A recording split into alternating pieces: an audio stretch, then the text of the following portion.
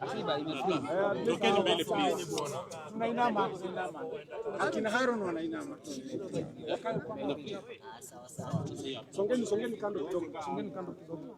Songeni kando kidogo. Kamera ni mingi huko. Songeni kando kidogo. Songeni tu kando kidogo. Okay, si mic ziko na watu wengi. Oya.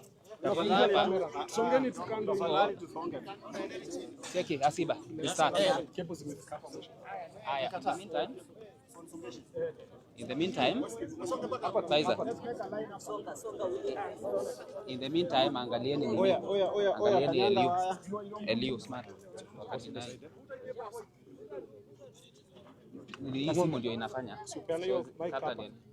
Peana tu hapa relax. Sawa. Usiongee mic ziko. Cheki, ya hand over hizo mics alafu tupeane hapo nyuma, usonge kidogo. Hebu songa nyuma. Songa nyuma so that everybody can see. Sana request. Kimeli niko kwa interview ya waziri Kimeli. Tafadhali. Tuko kwa interview na waziri. Tafadhali.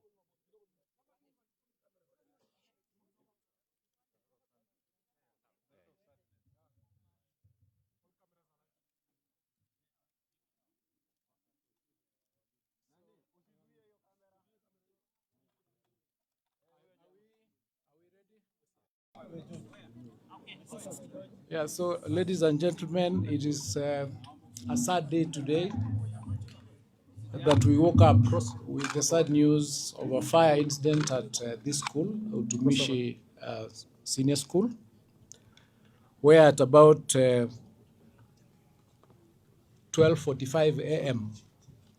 a fire broke out in one of the dorms on the second floor of that particular dorm. And the dorm is completely destroyed, together with a lot of injuries to our learners. And unfortunately, we lost some of our learners in that incident. I'm going to give you those figures. Ladies and gentlemen, this particular school has a total girls population of 815 girls. At the time of the incident, the girls that were in school were 808. 7 of the girls were at home for various reasons. Out of the 808 girls, 79 were injured and taken to the hospital. They were treated, and 71 of them were discharged. We have 7 currently admitted, and 1 has been picked by the parent from the hospital. Out of that number of 808, we have 16 fatalities whose identities will be identified. The process of accounting will be taking place with our investigators. It's an unfortunate incident. At the time of the fire, responses were received from our security agencies, and we'll be talking more about it, from STU, KDF, County Fire Brigade, and the Kenya Red Cross, among others. The response teams, of course, managed to put out the fire by about 3 a.m., but by then the damage had already been done. We currently have our CSI in place from the DCI headquarters, who are processing the scene with, of course, a view of identifying all the victims. Investigations are ongoing, and there is a hotline number 1199, to which we'll be asking the parents to keep reporting, especially those who might have left with their kids when they came earlier. And that hotline number will also be available for counseling. That is the current status of the event. We'll be releasing the learners who are here present with their parents in the course of the day and will continue briefing you on the process of the investigations and the outcome. I take this opportunity to pass, on behalf of the minister and myself, our condolences to the families and continue wishing those who are injured quick recovery. Thank you. So perhaps what could be the possible cause of the fire?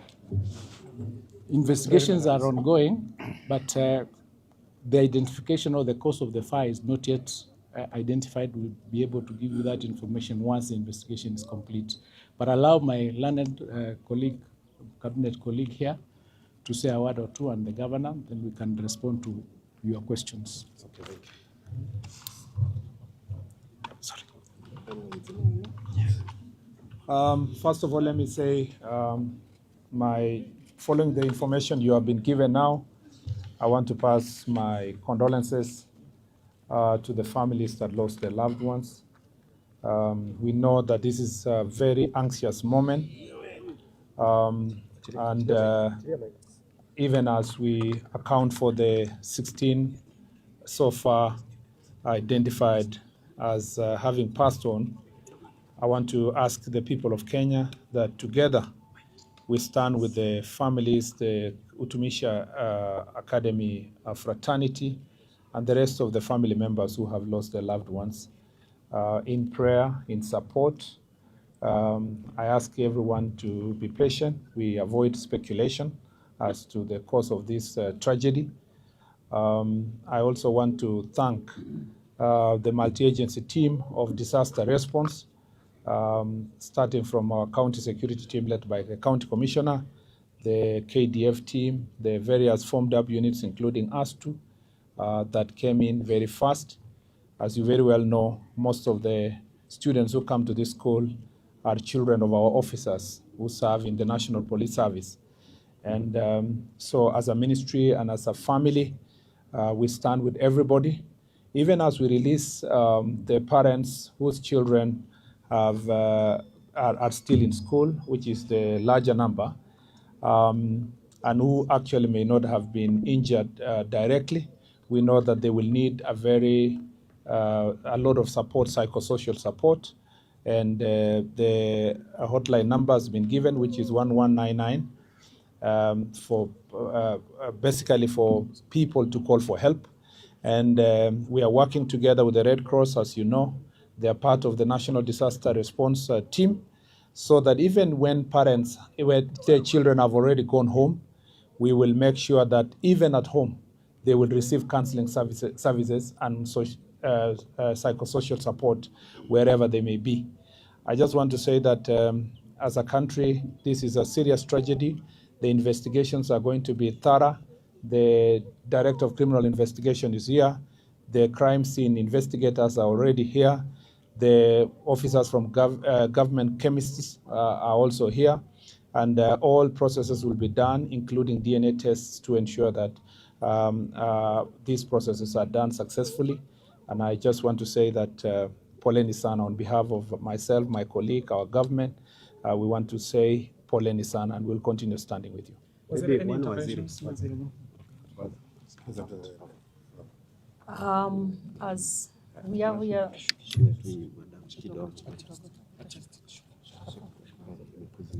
I'm very short.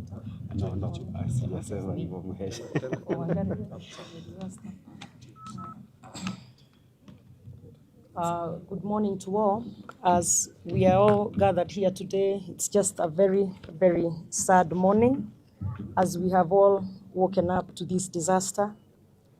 And as you have heard from the two cabinet secretaries of Education and of Interior, we are all working together, both the county government as well as the national government, so that we can make sure that we stand in the gap for these parents. It's really a huge disaster that this morning. And what I can see, or what is happening right now, is also the pairing of the parents with the students who are here, so that at least from that point, we are able to then move to the next level. And as the Cabinet Secretary has said, there is also counseling that's happening or that's available here. as we continue praying for those in the hospital so that they can heal and providing care and services for them, but also as we continue now to the more difficult part, which is figuring out the ones who have lost their lives, as well as informing the families once we get to that point. So as we stand here, we stand in solidarity with the parents, with the school, with the wonderful people of Kenya, the families and the friends and everybody. And as a government together, we are working to make sure that everything that needs to be done is done. And as you have heard, we also have the Director of Criminal Investigations and his team, because it's also important to get to the bottom of what caused the fire so that we can make sure that it does not happen in the future anywhere else. So asanteni sana, and we continue working on it. Karibu Mheshimiwa Mangachi.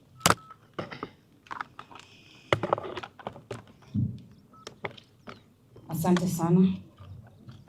Nafikiri leo imekuwa siku ya huzuni sana. Tuliweza kuamkia mkasa wa moto takriban saa 7 ya usiku. Na kama ilivyoelezewa na mawaziri na gavana, tumekuja hapa kwanza kusimama na familia, hasa zile ambazo zimeweza kuathirika. Na hii shule ni shule ya ngazi ya kimataifa na iliweza kuanzishwa mwaka wa 2020. Ikaweza kukua na ilikuwa na watoto, sasa imefikisha watoto 815 na watano, lakini wale walikuwa kwa shule ni 808, na kwa lile bweni la kulala kulikuwa na watoto takriban 200.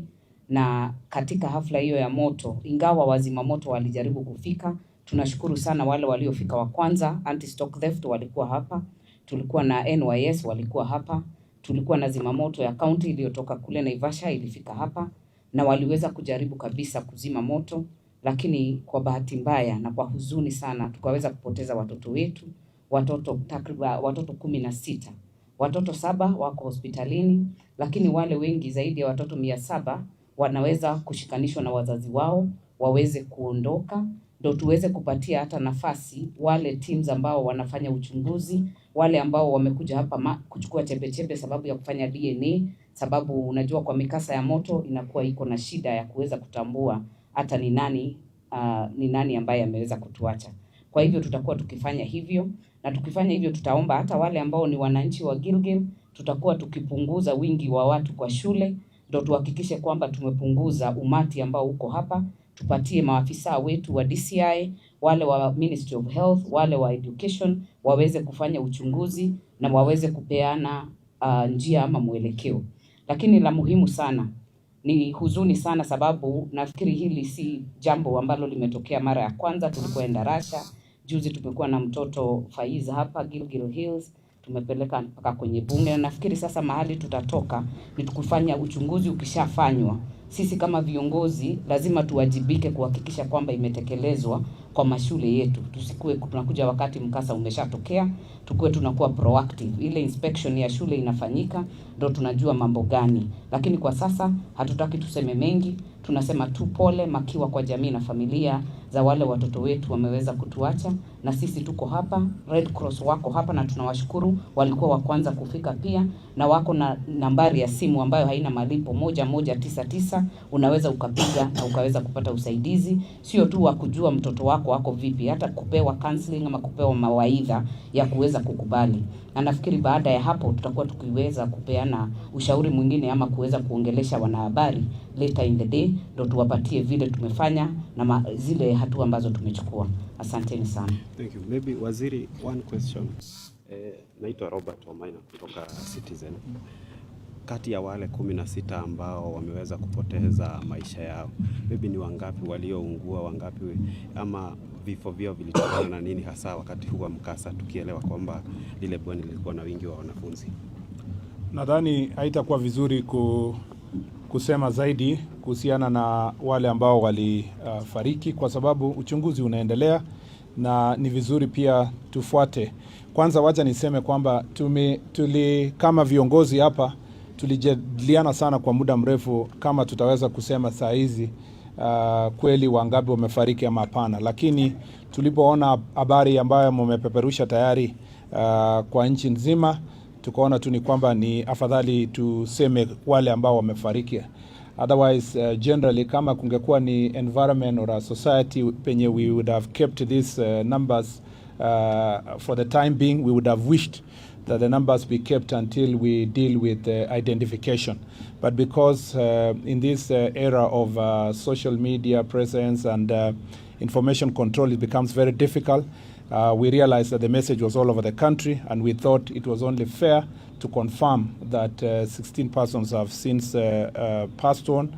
But then this creates also another trouble for us, which is the anxiety among the parents, trying to know who of them has lost their loved one. So that is the speed with which we are moving now, faster, to try to reach as many parents as possible using deductive method, identifying those who are here, releasing them, and then those who are unaccounted for, we start speaking to those parents and start counseling and reaching out to them. So really, we have had to work backwards because of the nature of which information flies in this world. And so going further to say anything related to the same will be extremely irresponsible on our part.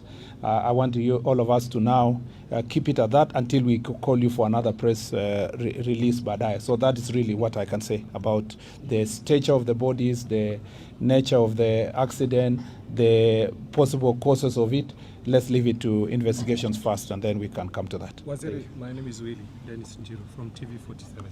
Maybe on account of arson attacks on dormitories over the years, what has the government done, or maybe what mitigation measures could you take? We have had this since St. Kizito's time. Yeah, yes. I think that is, as from a policy perspective, the Minister of Education can respond. Yes, as we've said, we already do not know the cause of this particular fire, and it would be speculative to say it is arson, or otherwise I would suggest that we wait for the outcome of the investigations, and then we can confirm that.